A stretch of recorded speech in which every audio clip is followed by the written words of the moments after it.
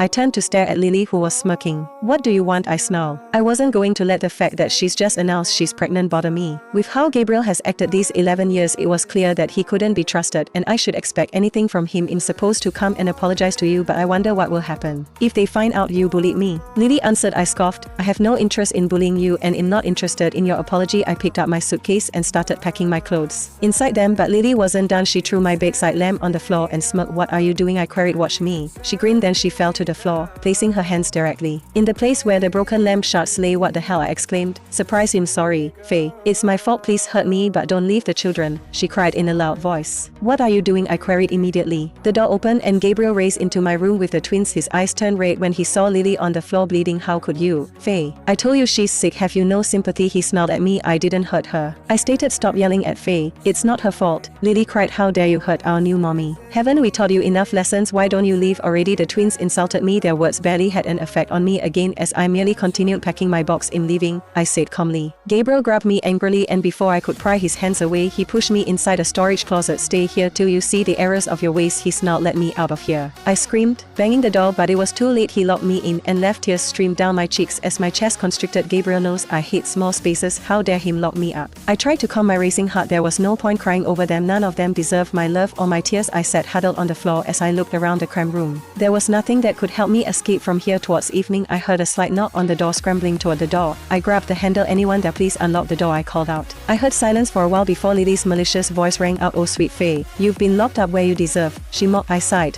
What do you want? Are you done putting on a show? Not quite, she giggled. I didn't know Gabriel loves me so much that he'd lock you up, even though that's your greatest fear. I gritted my teeth in anger. I wouldn't let her see me break. If you've got nothing to say, then get out, I snapped. Lily chuckled. Oh darling, I'm just starting, but for now I'll let you enjoy. I heard her footsteps depart and I heaved a sigh of relief. Soon it was dark outside. I touched my hair and I saw my happiness better than nothing. I mused a few seconds later and I haven't been able to unlock the door. Suddenly I heard voices outside. To Ian and Ace. Let's teach her a lesson, Ian said. Yes, Ace giggled excitedly. A few seconds later, a scream ripped from my throat as I stared at the floor crawling with spiders and bees. They had thrown in a beehive from the small window at the back. The spiders bite me and the bees stung me while I cried helplessly. Please, somebody help me, I cried, banging the door. No one came. Instead, I heard the giggles of the boys. Don't mess with us next time, they chuckled. My right eye was swollen as I started working faster on the door while the bees showed me no mercy. Finally, I got the door open as I screamed, running into the courtyard. The boys glared at me in anger. You don't seem to ever learn, Ace said. I think it's best you never come back, Ian added. The boys pushed me and I stumbled, losing my balance as I fell into the pool. I waddled in the pool. I can't swim, stop it, but they weren't listening to me. As I struggled to stay afloat, I saw Ian and Ace bring out something from their bag. My eyes widened when I saw that each of them had a pistol in his hand. Where did you get that? However, before I finished speaking, Ian stared at me fiercely. You vicious woman, do you think you can use the method of leaving to attract our attention? How disgusting. You should die here today and apologize to my dead mother. Ace spoke with a distorted expression. They simultaneously raised their guns, aimed at me, and pulled the trigger. The bullet flew towards my heart at a high speed. I hope we never see you again, Ian said, standing by the poolside. You should just disappear forever, Ace added, his tone full of loathing. I sputtered, coughing water from my mouth as I struggled to stay above the surface. My blood, it spread around me like ink in water. The pain hadn't even registered yet. All I could hear was the sound of my heart thudding and the boys' voices, cruel and loud. I stared at them, wide-eyed, not even able to cry anymore. My own sons. The sound of the gunshot echoed in my ears again. I didn't even know where it hit me until I looked down. My right shoulder, blood seeped into the water. I was sinking. The weight of betrayal was heavier than the bullet. This was it. After everything I had endured, was this how it would all end? Laughter. I could still hear their laughter. Then what was that sound? Gabriel's voice thundered from somewhere inside the house. My eyes, blurry with water and pain, caught the moment he burst into view. His face twisted in shock when he saw me in the pool, sinking, bleeding, and his son standing there, holding a gun. What the hell is going on? Gabriel roared, sprinting toward the pool without hesitation. He dove in. Warm arms pulled me up, and I gasped for air, choking and shaking. Gabriel carried me out of the pool and cradled me on the wet towels. Call 911 now, he barked at the boys. Where did you get that gun? Why did you shoot her? Are you insane? The twins just folded their arms. She deserves it, Ian spat. She killed our mom, Ace said coolly, and now she's trying to hurt Lily too. Gabriel's eyes widened. You shot someone because of that? Are you out of your mind? Go get my phone now. They didn't move. Go. Damn it, he screamed. They just stared unbothered. I was shivering, the pool water making it worse. My shoulder throbbed. I could barely breathe. Gabriel grabbed a towel and wrapped it around me, pressing it against my wall. Stay calm. It's just a flesh wound, he muttered, trying to reassure me. His hands were shaking. He grabbed my phone and dialed 911. Yes, gunshot wound. She's bleeding. We need an ambulance now, he said quickly as he ended the call. The twins rushed back, not with the phone, but with panic on their faces. That something's wrong with Lily, Ace cried. She's screaming in pain, Ian added. Gabriel looked from me to them. Gabriel, I said weakly, holding onto his arm. Please don't leave me. You'll be right back,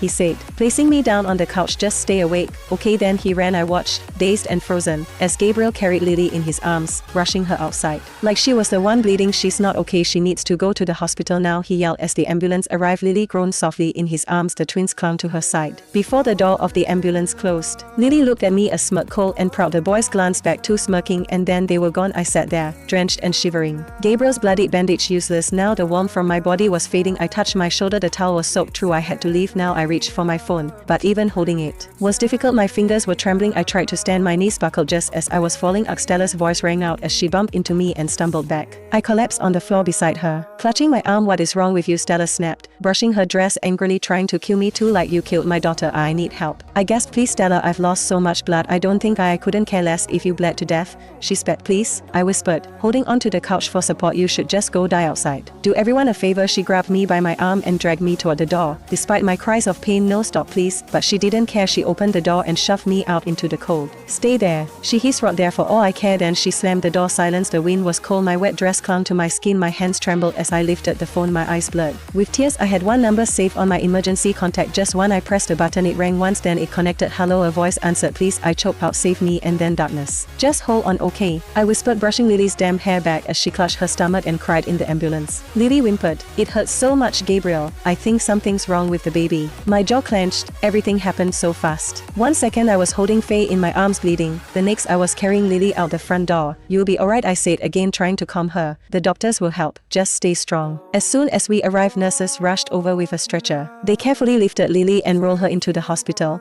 I took a few steps back. I have to go back for Faye. She's that. No, Ace cut in. You can't leave now, Ian added, his face serious. Lily's in pain. You can't abandon her like this. She needs you, Ace said. I looked toward the emergency entrance. Torn. She's in the ER now. Just wait please, Ian insisted. I hesitated, then followed them inside. Minutes later, Lily was rushed into a ward. I sat down with the twins in the waiting area, my mind still reeling. I turned to them sharply. What happened back there? What were you two thinking? You shot someone. Both boys looked down, guilt flashing on their faces. We didn't know it would actually hurt her, Ian muttered. We were just trying to scare her, Ace said quietly. She came out of the storage room, tried to run, fell into the pool, then we found the gun and just. I thought it was a prank, Ian added. We didn't think it was loaded. You shot someone over a prank, I said, shocked. Do you even understand what could have happened? She could have died. We're sorry, Dad, they said together. I sighed and rubbed my temples. I need to go get Faye now. But Dad, Ace interrupted. Grandma Stella's there with her. She's probably helped her already. Yeah, Ian nodded. You need to be here for Lily. What if something happens to her? I paused. They were right, but I still felt uneasy. Fine, but we're going to talk about this again, I said firmly. You two better apologize to Faye when we get back. You've been treating her horribly lately, killing her cat, shooting her. This ends now. The boys nodded slowly. She takes care of you, I continued. And when I take Lily overseas for her treatment, Faye will still be the one looking after you. Don't forget that. Yes sir, they mumbled. A doctor walked over. Mr. Gabriel. I stood. Yes, how is she? She and the baby are fine, just a little stressed. There's nothing physically wrong, but she needs rest. No stress or exertion or it might trigger another episode. I exhaled in relief. Thank you. You can go see her now, room 305. I nodded and walked in. Lily was sitting up in bed, pale and fragile looking. Gabriel, she said softly, her eyes glassy. You scared me, I said, taking her hand. You need to stop working so hard. She gave me a sad smile. I wanted to help. Faye does so much around the house. I don't want her to feel like I'm useless. I thought if I showed I could help, she wouldn't get mad at me again. Lily, I sighed. Faye isn't mad at you. She was shot, right? Lily asked. We should take her to the hospital. You'll go, I said. You should rest. No, she insisted. The ambulance that brought me was meant for her. I feel so guilty. Lily, please. I'm fine now. Let's go get her, please. I hesitated, but seeing the sincerity on her face, I gave in. Alright, let's go. The hospital discharged her within the hour and we rode back in the same ambulance. I kept thinking about Faye. Was she still at home? Did Stella really help her? Why hadn't she called me? As we pulled up to the courtyard, I jumped out first and froze. Blood. So much blood. The towel I had wrapped around Faye's shoulder lay on the ground, soaked through and abandoned. Faye, I called out, panic. Faye. No answer. The house was quiet when we rushed inside. I checked every room. The living room, kitchen, guest rooms, even the bathroom. Nothing? Where is she? I asked the maids. Did Did anyone see Faye? They all shook their heads. No sir, we haven't seen her since earlier today. She was hurt, I shouted.